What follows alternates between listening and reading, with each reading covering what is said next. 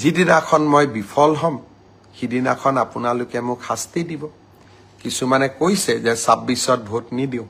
সি স্পষ্ট কথা, আমি যদি জুবিনক ন্যায় দিব নোৱাৰো আমাক আপোনালোকে কিয় ভোট দিব?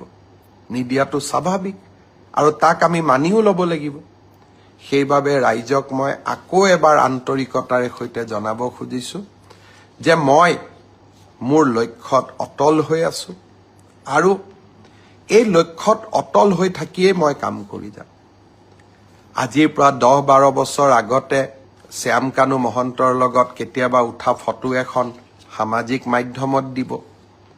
ঠিক তেনেকে অখিল গগৈও শ্যামকানু মহন্তৰ লগত ফটো উঠিছিলে।